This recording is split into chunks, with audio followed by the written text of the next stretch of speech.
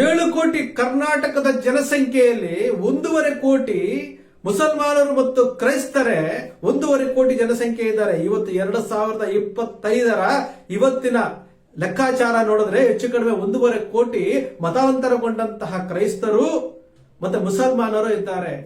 ನೀವು ಬರೀ ಅವರನ್ನೇ ಟೀಕೆ ಮಾಡ್ತಾ ನೀವು ಓಟಿಗೋಸ್ಕರವಾಗಿ ಹಿಂದೂ ಧರ್ಮವನ್ನ ಬಳಸ್ಕೊಳ್ತಾ ಇಲ್ವಾ? ಹಿಂದೂಗಳಿಗೆ ಆಗ್ತಾ ಇರುವಂತಹ ಅನ್ಯಾಯವನ್ನ ಯಾವತ್ತಾದ್ರೂ ಪ್ರಶ್ನೆ ಮಾಡಿದಿರಾ? ಇದು ಇವತ್ತಿಂದಲ್ಲ, ಅವ್ರದ್ದು ಒಂದೇ ಒಂದು ಯಾವತ್ತೂ ಇದೆ. ಅದು ಪ್ರಾಫೆಟ್ ಮೊಹಮ್ಮದ್ರು ಇರುವ ಕಾಲದಿಂದಲೂ ಕೂಡ ಸಂಖ್ಯೆಯನ್ನು ಜಾಸ್ತಿ ಮಾಡ್ತಾ ಹೋಗ್ತಾರೆ. ಸಂಖ್ಯೆ ಜಾಸ್ತಿ ಮಾಡಿಸೋದಕ್ಕೆ ಅವರು ಮತಾಂತರವನ್ನು ಬಳಸ್ಕೊಂಡಿದ್ದಾರೆ. ಅವರು ಕತ್ತಿಯನ್ನು ತೋರಿಸಿ ಸಂಖ್ಯೆಯನ್ನು ಜಾಸ್ತಿ ಮಾಡಿದ್ದಾರೆ. ಈಗಂತೂ ಅನ್ಯ ಮತದ ಹೆಣ್ಣು ಮಕ್ಕಳನ್ನು ಕರ್ಕೊಂಡೋಗಿ ಅವರನ್ನು ಮದುವೆ ಆಗೋದ್ರ ಮೂಲಕ ಅಲ್ಲಿನ ಸಂಖ್ಯೆಯನ್ನು ಜಾಸ್ತಿ ಮಾಡಿಸುವಂಥ ಪ್ರಯತ್ನ ಮಾಡ್ತಾರೆ. ಇನ್ನೂ ಒಂದು ಹೆಜ್ಜೆ ಮುಂದೆ ಹೋಗಿ ರೋಹಿಂಗ್ಯಾಗಳನ್ನು ಬಾಂಗ್ಲಾದೇಶದಿಂದ ಬಂದ ಮುಸಲ್ಮಾನರನ್ನ ಒಳಗೆ ಬಿಟ್ಕೊಳ್ತಿದ್ದಾರೆ. ಕೋಟ್ಯಂತರ ಜನ ಭಾರತದಲ್ಲಿ ಹೆಚ್ಚು ಕಡಿಮೆ 8ರಿಂದ 10 ಕೋಟಿ ಬಾಂಗ್ಲಾ ಮುಸಲ್ಮಾನರಿದ್ದಾರೆ ಅಂತ ಬಾಂಗ್ಲಾದೇಶಿಯರೇ ಹೇಳ್ತಾರೆ. ಎಲ್ಲ ನಂಬರ್ಗಳನ್ನು ಒಪ್ಲಿಕ್ಕೆ ಆಗದೆ ಹೋದ್ರೂ ಇಷ್ಟು ದೊಡ್ಡ ಸಂಖ್ಯೆಯಲ್ಲಿ ಅವರೆಲ್ಲರೂ ಇದ್ದಾರೆ. ಈ ಸಂಖ್ಯೆಯನ್ನು ಜಾಸ್ತಿ ಮಾಡುವಂಥ ಈ ಪ್ರಯತ್ನ ಇದೆಯಲ್ಲ, ಈ ಪ್ರಯತ್ನದ ಮೂಲಕ ಸ್ಟೇಟ್ ಅನ್ನ ಕಂಟ್ರೋಲಿಗೆ ತೆಗೆದುಕೊಳ್ಬೇಕು ಅನ್ನೋದು ಅವ್ರ ಉದ್ದೇಶ ಅಷ್ಟೇ. ನೀವು ನೋಡಿ, ಈಗೊಂದು 20%, 22% ಇರ್ಬೋದು. 22% ಇರುವಾಗಲೇ ಅವ್ರು ಹೇಗೆ ಮಾಡ್ತಿದ್ದಾರೆ ಅಂತಂದ್ರೆ, ಕರೋನಾ ಕಾಲಕ್ಕೆ ನಾವೆಲ್ಲ ಮಾಸ್ಕ್ ಹಾಕೊಂಡು ಮನೆಯಲ್ಲಿ ಯಾರಿಗೂ ತೊಂದರೆ ಆಗದಂತೆ ಕೂತಿದ್ರೆ ಅವ್ರ ಮಸೀದಿಗೆ ಹೋಗಿ ಪ್ರಾರ್ಥನೆ ಮಾಡ್ತೀವಿ ಅಂತ ಹೇಳ್ತಾರೆ. ಸಾಮಾಜಿಕವಾಗಿ ಎಲ್ರಿಗೂ ತೊಂದರೆ ಆಗುತ್ತೆ ಎಂದಾಗಲೂ ಕೂಡ ಅದನ್ನ ಕಾಪಾಡಬೇಕು, ಇಡೀ ಸಮಾಜವನ್ನು ಉಳಿಸಬೇಕು ಎನ್ನುವಂಥ ವಿಶಾಲ ಮನೋಭಾವದ ಮಂದಿಯವರಲ್ಲ. ಹೀಗಾಗಿ ನನಗನ್ಸುತ್ತೆ ಆ ಸಂಖ್ಯೆಯನ್ನು ಹೆಚ್ಚು ಮಾಡೋದ್ರ ಮೂಲಕ ಒಂದಿನ ಕರ್ನಾಟಕವನ್ನು ಕಂಟ್ರೋಲಿಗೆ ತೆಗೆದುಕೋಬೇಕು ಅಂತ. ಒಂದಿನ ಏನು, ಈ ಕಾಂಗ್ರೆಸ್ ಸರ್ಕಾರ ಅವ್ರ ಕಂಟ್ರೋಲಲ್ಲಿ ಇದೆ ಅಂತ ನಾನೇನಾದರೂ ಹೇಳಿದ್ರೆ ಅವ್ರು ಆಶ್ಚರ್ಯ ಪಡಬೇಕಾಗಿಲ್ಲ. ಯಾಕೆಂದ್ರೆ ಸರ್ಕಾರವೇ ಹೇಳಿದೆ ಇದು ಅಲ್ಲಾಹನ ಕೃಪೆಯಿಂದ ಬಂದಿರುವಂಥ ಸರ್ಕಾರ ಅಂತ. ಸರ್ಕಾರನೇ ಒಪ್ಕೊಂಡ ಮೇಲೆ 70 ಲಕ್ಷದ ನಂಬರ್ನ ಪ್ರಭಾವ ಏನಿದೆ ಅಂತ ಅರ್ಥ ಆಗುತ್ತೆ ಅಂತ ನನಗನ್ಸುತ್ತೆ. ಅದರಲ್ಲೂ ಸೆಲೆಕ್ಟೆಡ್ ಧರ್ಮಸ್ಥಳದ ಸೌಜನ್ಯ ಪ್ರಕರಣದಲ್ಲಿ ಅಲ್ಲಿ ಸೌಜನ್ಯಗೆ ಅನ್ಯಾಯ ಆಗಿದೆ, ಹಿಂದೂ ಹೆಣ್ಣು ಮಕ್ಕಳಿಗೆ, ಆನೆ ಮಾವುತನಿಗೆ ಅನ್ಯಾಯ ಆಗಿದೆ ಅಂತಂದ್ರೆ ಯಾವತ್ತಾದ್ರೂ ಅದರ ಬಗ್ಗೆ ಪ್ರಶ್ನೆ ಮಾಡಿದ್ದೀರಾ? ಅದನ್ನ ಕೇಳಿದ್ರೆ ಲಾಜಿಕಲ್ ಹೆಡ್ಡಿಲ್ಲ ಅಂತ ಹೇಳುವಂತಹ ಚಕ್ರವರ್ತಿ ಸೂಲಿಬೆಲೆ ಅವರು ನೀವು ಹಿಂದೂ ಧರ್ಮದ ಬಗ್ಗೆ ಮಾತನಾಡ್ತೀರಿ. ಚಕ್ರವರ್ತಿ ಸೂಲಿಬೆಲೆ ಅವರೇ, ನಿಮ್ಮಂಥವರಿಂದಲೇ ಇವತ್ತು ಹಿಂದೂ ಧರ್ಮದಲ್ಲಿ ಒಗ್ಗಟ್ಟಿಲ್ದಂತಾಗಿರೋದು. ನೀವು ಮೈಕ್ ಸಿಗುತ್ತೆ, ನಿಮಗೆ ವೇದಿಕೆ ಸಿಗುತ್ತೆ ಅಂತಂದ್ರೆ ಹಿಂದೂ ಧರ್ಮದ ಬಗ್ಗೆ ಮಾತನಾಡ್ತೀರಿ, ಉದ್ದುತ್ತ ಮಾತನಾಡ್ತೀರಿ. ಕರ್ನಾಟಕದಲ್ಲಿ ನೀವು ಹೇಳ್ತೀರಲ್ಲ, ಈಗ ಮೀಡಿಯಾಗಳ ಮುಂದೆ ಹೇಳಿದಿರಲ್ಲ, ಮುಸಲ್ಮಾನರ ಸಂಖ್ಯೆ 70 ಲಕ್ಷ ಇದ್ದಾರೆ, ಅದಕ್ಕೋಸ್ಕರ ಕಾಂಗ್ರೆಸ್ ಪಕ್ಷ ಓಲೈಸ್ತಾ ಇದೆ ಅಂತೇಳಿ. 10 ವರ್ಷಗಳ ಹಿಂದೆ ನಡೆದಂತಹ ಜಾತಿ ಗಣತಿ ಸೋರಿಕೆಯಾದ ಮಾಹಿತಿಯನ್ನ ಇಟ್ಕೊಂಡು 70 ಲಕ್ಷ ಅಂತ ನೀವು ಹೇಳ್ತಾ ಇದ್ದೀರಿ. 10 ವರ್ಷಗಳ ನಂತರ ಮುಸಲ್ಮಾನರ ಜನಸಂಖ್ಯೆ ಹೆಚ್ಚು ಕಡಿಮೆ 1 ಕೋಟಿಗೆ ಹತ್ರ ಇರುತ್ತೆ. ಬೆಂಗಳೂರು 1ರಲ್ಲೇ ಮುಸಲ್ಮಾನರ ಸಂಖ್ಯೆ 50 ಲಕ್ಷ ದಾಟುತ್ತೆ. ಏನು ಬಾಂಗ್ಲಾದೇಶದಲ್ಲಿ ಬಂದಂತ ನುಸುಳುಕೋರರ ಸಂಖ್ಯೆ ಹೆಚ್ಚು ಕಡಿಮೆ ಬೆಂಗಳೂರು 1ರಲ್ಲೇ 10 ಲಕ್ಷ ದಾಟ್ತಾ ಇದೆ. ಇನ್ನು ಬೆಂಗಳೂರಿನಲ್ಲಿ ಮತಾಂತರಗೊಂಡಂತಹ ಕ್ರೈಸ್ತರ ಸಂಖ್ಯೆ ಹೆಚ್ಚು ಕಡಿಮೆ ಒಂದು 20ರಿಂದ 25 ಲಕ್ಷ ಇದೆ. ಈ ಎಲ್ಲವನ್ನ ಸೇರಿಸಿದ್ರೆ ಬೆಂಗಳೂರು ನಗರ ಮತ್ತು ಕರ್ನಾಟಕದಲ್ಲಿ ಮುಸಲ್ಮಾನರು ಮತ್ತು ಕ್ರೈಸ್ತರ ಸಂಖ್ಯೆ 1.5 ಕೋಟಿ ದಾಟುತ್ತೆ. ನೀವು ಪದೇ ಪದೇ ಮುಸಲ್ಮಾನರು ಹೀಗೆ, ಅವ್ರು ಮಸೀದಿಗೆ ಹೋಗಿ ನಮಾಜ್ ಮಾಡ್ತಾರೆ, ಅವ್ರು ಹೀಗ್ ಮಾಡ್ತಾರೆ, ಲವ್ ಜಿಹಾದ್ ಮಾಡ್ತಾರೆ, ಮತಾಂತರಗೊಳ್ತಾರೆ, ಇವೆಲ್ಲವನ್ನು ಹೇಳ್ತಾ ಇದ್ದೀರಲ್ಲ, ನೀವ್ ಏನ್ ಮಾಡ್ತಾ ಇದ್ದೀರಿ? ನೀವು ಹಿಂದೂ ಧರ್ಮದ ರಕ್ಷಕರು ಅಂತ ಹೇಳ್ತೀರಲ್ಲ, ನಾನೊಬ್ಬ ಕೋಮುವಾದಿ ಅಂತ ಹೇಳ್ಕೊಳ್ತೀರಲ್ಲ, ನೀವು ಏನ್ ಮಾಡ್ತಾ ಇದ್ದೀರಿ ಹಿಂದೂ ಧರ್ಮಕ್ಕೋಸ್ಕರವಾಗಿ? ಅವರು ಮಕ್ಕಳನ್ನ ಹೆಚ್ಚಿಗೆ ಮಾಡ್ಕೊಳ್ತಾರೆ ಅಂದ್ರೆ ನೀವು ಮದ್ವೆ ಆಗಿದ್ದೀರಾ? ನಿಮಗೆ ಮದುವೆ ಆಗಿದೆಯಾ? ನಿಮಗೆ ಮಕ್ಕಳಾಗಿದೆಯಾ? ಇಲ್ವಲ್ಲ. ಅದನ್ನ ಯಾಕೆ ಅವರನ್ನ ಪ್ರಶ್ನೆ ಮಾಡ್ತೀರಿ? ಹಿಂದೂ ಧರ್ಮದಲ್ಲಿರುವಂತಹ ಹಿಂದೂಗಳನ್ನ ಡಿವೈಡ್ ಮಾಡುವಂತಹ ಕೆಲಸ ಚಕ್ರವರ್ತಿ ಸೂಲಿಬೆಲೆ ಅವರು ನೀವು ಮಾಡ್ತಾ ಇದ್ದೀರಿ. ಯಾತಕ್ಕೋಸ್ಕರ ಅಂದ್ರೆ ಓಟಿಗೋಸ್ಕರ ಮಾಡ್ತಾ ಇದ್ದೀರಿ. ಕಾಂಗ್ರೆಸ್ ಪಕ್ಷವನ್ನ ದೂಷಣೆ ಮಾಡ್ತಿರಲ್ಲ, ಕಾಂಗ್ರೆಸ್ ಪಕ್ಷದಲ್ಲಿ ಹಿಂದೂಗಳಿಲ್ವಾ? ಹಾಗಾದ್ರೆ ನಿಮ್ಮ ಸಿದ್ಧಾಂತ ಏನು? ನಿಮ್ಮ ಗುರಿ ಏನು? ನಿಮ್ಮ ಹಿಡನ್ ಅಜೆಂಡಾ ಏನು? ಭಾರತೀಯ ಜನತಾ ಪಕ್ಷಕ್ಕೆ ಪ್ರಚಾರ ಮಾಡೋದಕ್ಕೋಸ್ಕರವಾಗಿ ಹಿಂದೂ ಧರ್ಮವನ್ನ ನೀವು ಈ ರೀತಿ ಪ್ರಚೋದನೆ ಮೂಲಕ ಹಿಂದೂಗಳನ್ನ ಎತ್ತಿ ಕಟ್ಟುವಂತ ಕೆಲಸ ಮಾಡ್ತಾ ಇದ್ದೀರಿ, ಹಿಂದೂಗಳನ್ನ ಒಡೆಯುವಂತ ಕೆಲಸ ಮಾಡ್ತಾ ಇದ್ದೀರಿ. ಇದು ಸತ್ಯ ಅಲ್ವಾ ಚಕ್ರವರ್ತಿ ಸೂಲಿಬೆಲೆ ಅವರೇ? ಕಾಂಗ್ರೆಸ್ ಪಕ್ಷದಲ್ಲಿ ಇರೋರೆಲ್ಲ ಹಿಂದೂಗಳಲ್ವಾ? ಈ ರೀತಿ ಡಿವೈಡ್ ಮಾಡಿ ಇವತ್ತು ಹಿಂದೂ ಧರ್ಮದಲ್ಲಿ ಒಗ್ಗಟ್ಟಿಲ್ದಂಗೆ ಆಗಿರ್ಬೋದು. ಮತಾಂತರದ ಬಗ್ಗೆ ಹೇಳ್ತೀರಿ, ಕತ್ತಿ ಇಟ್ಟು ಮತಾಂತರ ಮಾಡಿಸ್ತಾ ಇದ್ದಾರೆ, ಬೇರೆ ಬೇರೆ ರೀತಿಯಲ್ಲಿ ಮತಾಂತರ ಮಾಡಿಸ್ತಾ ಇದ್ದಾರೆ, ಲೈವ್ ಜಿಹಾದ್ ಮೂಲಕ ಮತಾಂತರ ಮಾಡಿಸ್ತಾ ಇದ್ದಾರೆ ಅಂತ ಹೇಳ್ತೀರಲ್ಲ, ನೀವೇನ್ ಮಾಡ್ತಾ ಇದ್ದೀರಿ? ಮತಾಂತರ ಮಾಡ್ತಾ ಇದ್ದಾರೆ, ಇನ್ನೊಂದು ಮಾಡ್ತಾ ಇದ್ದಾರೆ ಅಂತೇಳಿ ದೂಷಣೆ ಮಾಡೋರು ನೀವು. ಬಡತನದಲ್ಲಿರುವಂತಹ ಹಿಂದೂಗಳ ಸಹಾಯಕ್ಕೆ ಏನಾದ್ರೂ ಹೋಗಿದ್ದೀರಾ? ಅವರ ಮಕ್ಕಳಿಗೆ ಶಿಕ್ಷಣವನ್ನೇನಾದ್ರೂ ಕೊಡ್ತಾ ಇದ್ದೀರಾ? ಉಚಿತ ಶಿಕ್ಷಣ ಕೊಡ್ತಾ ಇದ್ದೀರಾ?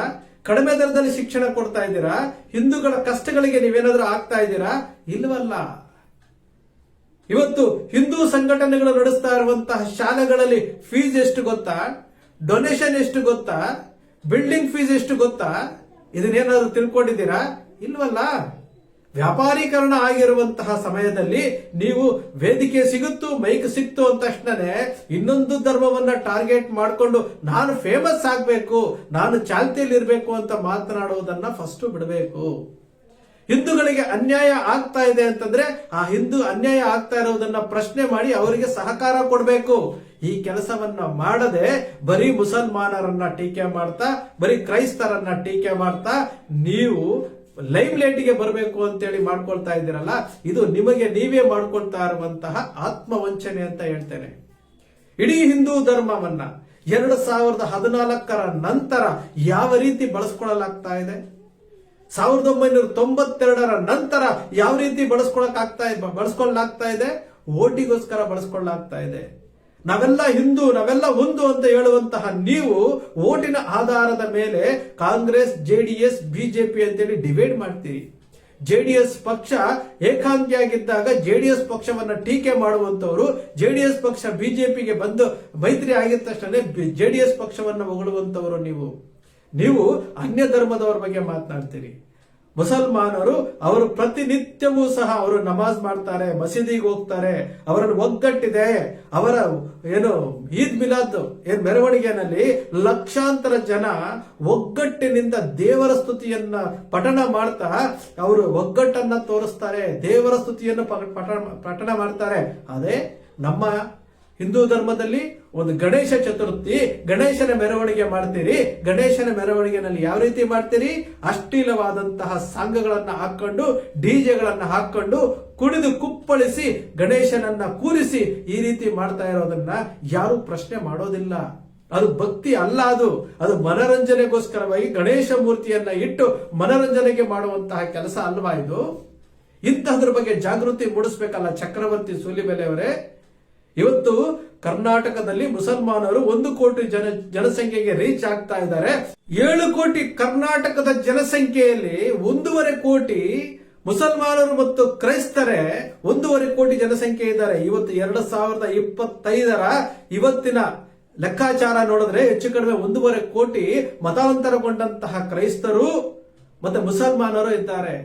ನೀವು ಬರೀ ಅವರನ್ನೇ ಟೀಕೆ ಮಾಡ್ತಾ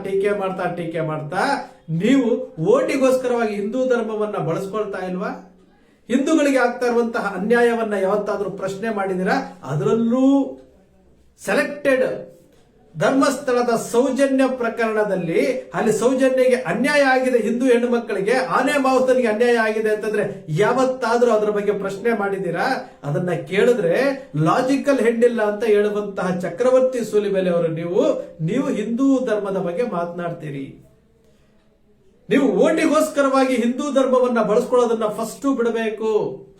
ಬಿಜಾಪುರದಲ್ಲಿ ಬಹಿರಂಗ ಸಭೆಯಲ್ಲಿ ಮಾಡಿದ್ರಲ್ಲ, ವಕ್ಫ್ ಕಾಯ್ದೆ ಅಡಿನಲ್ಲಿ ಬಹಿರಂಗವಾಗಿ ಸಭೆಯಲ್ಲಿ ಮಾತಾಡಿದ್ರಲ್ಲ, ಆಮೇಲೆ ಏನ್ ಮಾಡಿದ್ರಿ? ಹೋರಾಟ ಮಾಡಿದ್ರ? ಹೋಗ್ಲೇ ಇಲ್ಲ. ಯತ್ನಾಳ್ ಅವರ ಟೀಮು ಬೀದರು, ಗುಲ್ಬರ್ಗ, ಯಾದಗಿರಿ ಎಲ್ಲಾ ಕಡೆ ಸರ್ವೆಗೆ ಹೋದಾಗ ನೀವು ಹೋದ್ರ? ಹೋಗ್ಲಿಲ್ಲ. ಈ ರೀತಿಯಾಗಿ ವೇದಿಕೆ ಸಿಗುತ್ತೆ, ಮೈಕ್ ಸಿಗುತ್ತೆ, ನಾನು ಯಾವ್ದೋ ಚಾನೆಲ್ ಅಲ್ಲಿ ನಾನು ಕರೆಸ್ತಾರೆ, ನಾನು ಮಾತನಾಡಬೇಕು ಅನ್ನೋ ಒಂದೇ ಒಂದು ಕಾರಣ ಇಟ್ಕೊಂಡು ಹಿಂದೂ ಧರ್ಮವನ್ನ ಬಳಸ್ಕೊಂಡು ಹಿಂದೂ ಧರ್ಮದ ಓಟುಗಳು ಭಾರತೀಯ ಜನತಾ ಪಕ್ಷಕ್ಕೆ ಹೋಗ್ಬೇಕು ಅನ್ನೋ ಒಂದು ಕಾರಣಕ್ಕೋಸ್ಕರವಾಗಿ ನೀವು ಮಾತನಾಡ್ತಾ ಬರ್ತಾ ಇದ್ದೀರಿ. ನಿಮಗೆ ನೀವೇ ಒಂದು ಸಾರಿ ಮನನ ಮಾಡ್ಕೊಳ್ಳಿ. ನಿಮಗೆ ನೀವೇ ಆತ್ಮದಲ್ಲಿ ನೀವು ಮನನ ಮಾಡ್ಕೊಳ್ಳಿ, ನಾನು ಮಾಡ್ತಾ ಇರುವುದು ಸರಿನಾ ಅಂತೇಳಿ. ತಪ್ಪು ದಾರಿಗೆ ಹೋಗ್ತಾ ಇರಬೇಕಾದ್ರೆ ಪ್ರತಿಯೊಬ್ಬ ಹಿಂದೂವು ಸಹ ಅದನ್ನು ಎಚ್ಚರಿಸುವಂತಹ ಕೆಲಸ ಮಾಡಬೇಕು. ಆ ಕೆಲಸವನ್ನ ನಾನು ನಿಮ್ಮ ಅಕ್ಷರ ಮೀಡಿಯಾದ ಮೂಲಕ ಮಾಡ್ತಾ ಇದ್ದೀನಿ.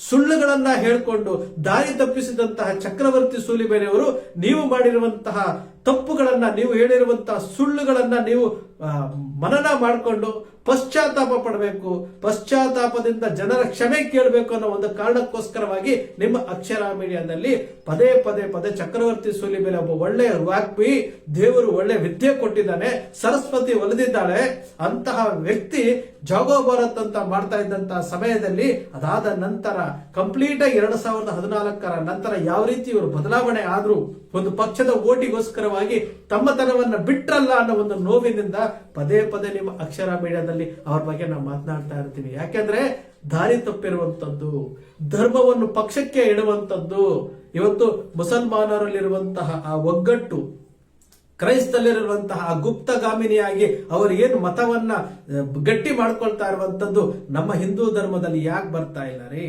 100 ವರ್ಷಗಳ ಸಂಘಟನೆ ಅಂತ ಹೇಳ್ತಾರಲ್ಲ, ಐಕ್ಯತೆ ಮತ್ತು ಸಂಘಟನೆಗೋಸ್ಕರ, ಸಂಘಟನೆ ನಮ್ಮ ಮೂಲ ಧ್ಯೇಯ ಅಂತಾರಲ್ಲ, ಎಷ್ಟು ಜನ ಹಿಂದೂಗಳಿಗೆ ಸಹಾಯ ಮಾಡಿದ್ದಾರೆ? ಎಷ್ಟು ಜನ ಹಿಂದೂಗಳಿಗೆ ಸಹಾಯ ಆಗ್ತಾ ಇದೆ? ಸೆಲೆಕ್ಟೆಡಾ? ತ್ಯಾಗ ಇರಬೇಕಲ್ವಾ? ಸಹಾಯ ಇರಬೇಕಲ್ವಾ? ಸಹಕಾರ ಇರಬೇಕಲ್ವಾ? ಯಾವತ್ತಾದ್ರೂ ಬಡವರ ಮಕ್ಕಳಿಗೆ ಶಿಕ್ಷಣ, ಉಚಿತ ಶಿಕ್ಷಣ ಇಲ್ಲ. ಹಿಂದೂಗಳಿಗೆ ಆಗಿರುವಂತಹ ಅನ್ಯಾಯವನ್ನು ಸರಿಪಡಿಸೋದು ಇಲ್ಲ. ಹಿಂದೂಗಳನ್ನ ಒಗ್ಗೂಡಿಸೋದು ಇಲ್ಲ. ಯಾವುದೂ ಇಲ್ಲದೆ ಇವರು ಸಮಯಕ್ಕೆ ತಕ್ಕ ಹಾಗೆ ಮಾತನಾಡ್ತಾರೆ ಅಂತಂದಾಗ ಅದನ್ನ ನೋಡಿಕೊಂಡು ನಮಗೆ ಯಾಕೆ ಅಂತ ಕುತ್ಕೊಳ್ಳುವಂತಹ ಹಿಂದೂಗಳು ಇವತ್ತು ಇರೋದ್ರಿಂದಲೇ ಇವತ್ತು ಡಿವೈಡ್ ಪಾಲಿಸಿ ಆಗ್ತಾ ಇರುವಂತದ್ದು. ಚುನಾವಣೆಗಳಲ್ಲಿ ಹಿಂದೂ ಮತಗಳ ಮೇಲೆ ಕಣ್ಣಿಟ್ಟಿರುವಂತದ್ದು ಒಂದು ಪಕ್ಷ ಆಯ್ತಂದ್ರೆ ಒಂದು ಸಾಲಿಡ್ ಆಗಿ ಒಂದು ಪಕ್ಷದ ಒಂದು ಸಮುದಾಯದ ಮತಗಳು ನಮ್ಮ ಪಕ್ಷಕ್ಕೆ ಬರುತ್ತೆ, ಒಂದು ಸಾಲಿಡ್ ಆಗಿ ಬರುತ್ತೆ ಅಂತೇಳಿ ಒಂದು ಕಾಂಗ್ರೆಸ್ ಪಕ್ಷ ಇವತ್ತು ಮುಸಲ್ಮಾನರ ಓಲೈಕೆ ಮಾಡ್ತಾ ಇದೆ. ವೋಟ್ ಮುಖ್ಯ, ನಂಬರ್ ಮುಖ್ಯ, ಶಾಸಕರ ಸಂಖ್ಯೆ ಮುಖ್ಯ. ಯಾತಕ್ಕೆ? ಅಲ್ಲಿ ಅವರಲ್ಲಿರುವಂತಹ ಒಗ್ಗಟ್ಟು ಹಿಂದೂಗಳಲ್ಲಿ ಇಲ್ಲ. ಹಿಂದೂಗಳಲ್ಲಿ ಯಾಕೆ ಒಗ್ಗಟ್ಟಿಲ್ಲ ಅಂತಂದ್ರೆ ಇಂತಹ ಚಕ್ರವರ್ತಿ ಸೂಲಿಬೆಲೆ ಅಂತವರು ಹಿಂದೂ ಧರ್ಮವನ್ನ ಬಳಸ್ಕೊಂಡು ಡಿವೈಡ್ ಮಾಡ್ತಾ ಇರುವಂತದ್ದು. ಈ ಕೆಲಸ ಯಾರೂ ಮಾಡಬಾರ್ದು. ಈ ಕೆಲಸ ಯಾರೂ ಮಾಡಬಾರ್ದು. ನಾವೆಲ್ಲ ಹಿಂದೂ, ನಾವೆಲ್ಲ ಒಂದು ಅಂತೀವಲ್ಲ, ಹಿಂದೂಗಳು ಒಂದಾಗಿ ಒಗ್ಗೂಡಿಸುವಂತ ಕೆಲಸ ಪ್ರತಿಯೊಬ್ಬರು ಮಾಡಿದಾಗ ಮಾತ್ರವೇ ಹಿಂದೂ ಧರ್ಮ ಬಲಿಷ್ಠ ಆಗುತ್ತೆ. ಅನ್ಯ ಧರ್ಮದವರನ್ನ ಟೀಕೆ ಮಾಡ್ತಾ ನಾನು ಧರ್ಮವನ್ನ ಸಂಘಟನೆ ಮಾಡ್ತಾ ಇದ್ದೀನಿ, ಧರ್ಮವನ್ನ ರಕ್ಷಣೆ ಮಾಡ್ತಾ ಇದ್ದೀನಿ ಅಂದರೆ ಅದಕ್ಕಿಂತಹ ಮೂರ್ಖತನ ಮತ್ತೊಂದಿಲ್ಲ. ಸ್ನೇಹಿತರೆ, ನಿಮ್ಮ ಅಕ್ಷರ ಮೀಡಿಯಾ ಯಾವತ್ತು ಸೃಷ್ಟಿ ಮಾಡೋದಿಲ್ಲ, ಕಲ್ಪನೆ ಮಾಡೋದಿಲ್ಲ, ವಾಸ್ತವದ ವಿಚಾರವನ್ನು ವಿಶ್ಲೇಷಣೆ ಮಾಡುತ್ತೆ. ನಿಮ್ಮ ಅಕ್ಷರ ಮೀಡಿಯಾದ ವಿಶ್ಲೇಷಣೆ ನಿಮ್ಗೆ ಇಷ್ಟ ಆಯ್ತು ಅಂದ್ರೆ ಸಬ್ಸ್ಕ್ರೈಬ್ ಆಗಲಿಲ್ಲ ಅಂದ್ರೆ ಸಬ್ಸ್ಕ್ರೈಬ್ ಮಾಡ್ಕೊಳ್ಳಿ, ಪಕ್ಕದಲ್ಲಿ ಕಾಣುವಂತಹ ಬೆಲ್ ಐಕಾನ್ ಪ್ರೆಸ್ ಮಾಡಿ, ಶೇರ್ ಮಾಡಿ, ಪ್ರೋತ್ಸಾಹ ನೀಡಿ.